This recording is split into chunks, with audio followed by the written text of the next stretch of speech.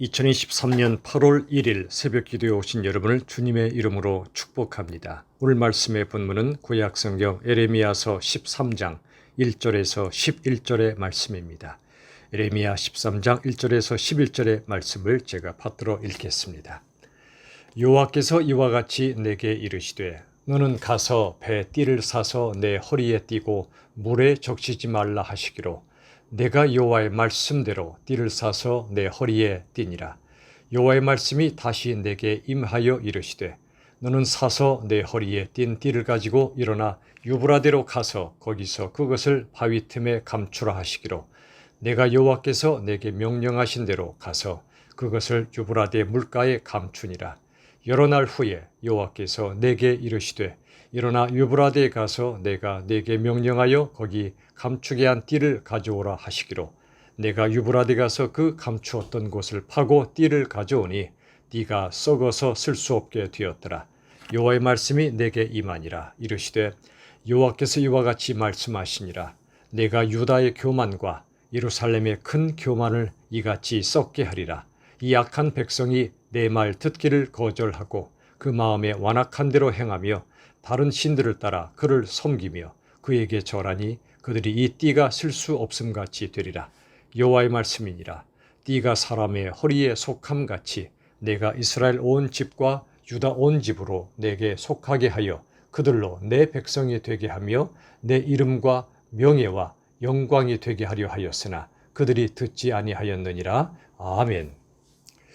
오늘 에레미야서 13장의 말씀은 하나님께서 하나의 상징적 행동을 통해 메시지를 전하고 계십니다. 오늘의 상징적 행동은 바로 썩은 띠에 관한 일입니다.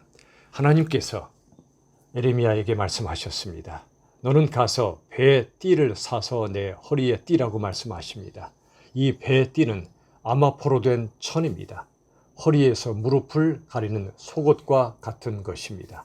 이것을 사서 허리에 띠고 물에 적시지 말라 하시니까 에레미야는 하나님의 말씀대로 순종했습니다.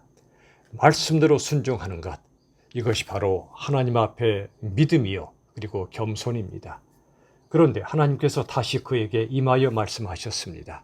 이제 그 띠를 가지고 일어나 유브라데로 가라. 유프라테스 강으로 가서 바위 틈에 감추라고 말씀하시니 이제 에레미야는 그대로 순종합니다. 6절에 보시면 또 여러 날 후에 하나님께서 에레미야로 하여금 유브라데로 다시 가서 감추게 했던 띠를 가져오라고 말씀하십니다. 그러자 에레미야가 다시 그곳으로 가서 가져옵니다. 여러분, 하나님께서 그에게 하신 이 명령은 결코 쉬운 명령이 아니었습니다. 왜냐하면 에레미야가 있었던 곳으로부터 유브라데 강은 왕복 1000km에서 1200km에 해당되는 먼 거리입니다. 마치 서울에서 부산을 왕복해야 되는 것입니다. 그것도 한 번이 아니라 두 번에 걸쳐서 말씀하셨습니다. 그러나 에레미야는 말씀 그대로 순종했습니다. 여러분 그렇습니다. 사랑하면 순종합니다. 하나님을 경외했고 하나님을 진정으로 사랑했던 에레미야는 하나님께서 때로 이해하기 어려운 명령을 내리셔도 그리고 이행하기 힘든 명령처럼 보여도 그는 순종했습니다. 사랑하면 순종의 짐이 가벼운 법입니다. 하나님을 사랑하면 내 삶 속에 닥쳐오는 많은 상황 속에서 때로 이해되지 않는 말씀을 하셔도 이해되지 않는 상황을 허락하셔도 하나님의 말씀으로 순종합니다. 그것은 내 머리로 이해되지 않아도 그 말씀을 하신 분이 하나님이시기 때문에 그렇습니다. 우리도 이러한 순종이 필요합니다. 하나님의 말씀을 순종하는 것은 하나님이 하나님 되심을 인정하고 하나님을 사랑하기 때문에 순종할 수 있는 것입니다. 우리도 그런 순종이 있기를 간절히 원합니다.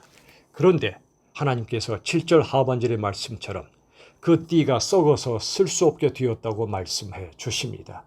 그 이유는 9절의 말씀처럼 유다의 교만, 예루살렘의 큰 교만 때문이라고 말씀해 주십니다.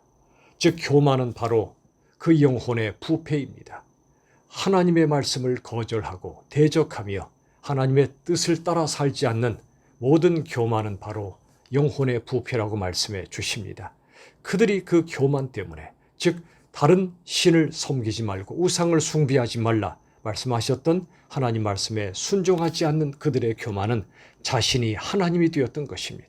하나님의 말씀보다 자신의 뜻이 더 앞서 있었던 것입니다. 이 교만이 곧 부패였습니다. 여러분 기억해야 됩니다. 교만이 부패라면 겸손이 바로 생명임을 기억해야 됩니다. 겸손은 내 위에 누가 계신지를 아는 것입니다. 내 위에 하나님이 계심을 아는 것이 겸손입니다. 하나님의 말씀에 순종하는 그 겸손, 그게 바로 생명의 길이라고 말씀해 주십니다. 겸손한 마음은 다른 말로 가난한 마음입니다. 나 자신에게 절망하고 내 죄와 내 교만 앞에 절망할 때 우리들은 비로소 하나님 말씀 앞에 무릎을 꿇습니다. 겸손하고 가난한 마음, 그 마음을 가진 자에게 천국이 주어진다 말씀하셨습니다. 바로 겸손이 생명이요 가난한 마음이 영생의 길임을 우리들은 기억해야 할 것입니다. 이제 11절에서 말씀합니다. 너희들이 내게 속하게 하여 내 백성이 되게 했다고 말씀하십니다. 여기 속한다는 것은 원어로 다바크라는 단어입니다. 이 단어는 창세기 2장 24절에서 남편과 아내의 연합을 의미합니다. 사람과 사람 사이의 거룩한 연합을 의미합니다.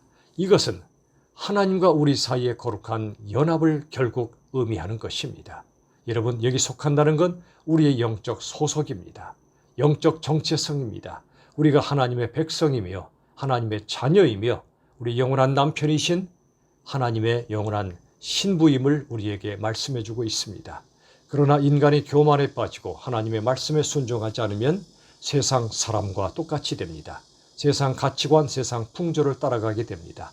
영적 소속과 정체성을 잃어버리게 되는 것입니다. 그런데 여기 11절 마지막의 말씀처럼 내 이름과 명예와 영광이 되게 한다고 말씀해 주십니다. 우리들은 하나님의 이름이 걸린 존재들입니다.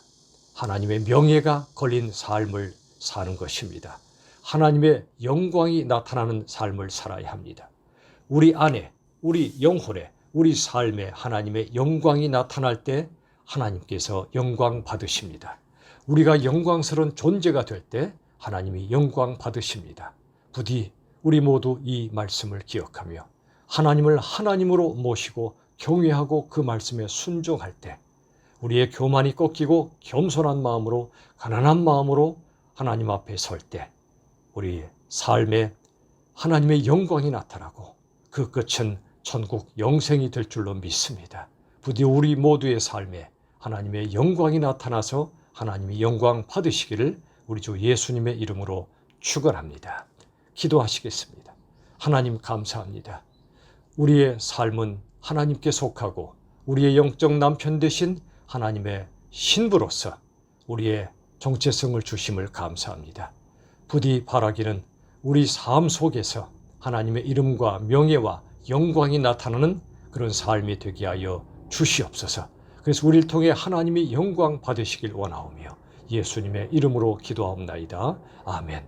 우리 주 예수님의 은혜와 하나님의 사랑과 성령 하나님의 역사하심이 하나님 앞에 겸손하고 가난한 마음으로 순종하여 하나님의 영광을 드러내기 원하는 하나님의 백성들 위에 영원토록 함께 하시기를 간절히 축원하옵나이다. 아멘.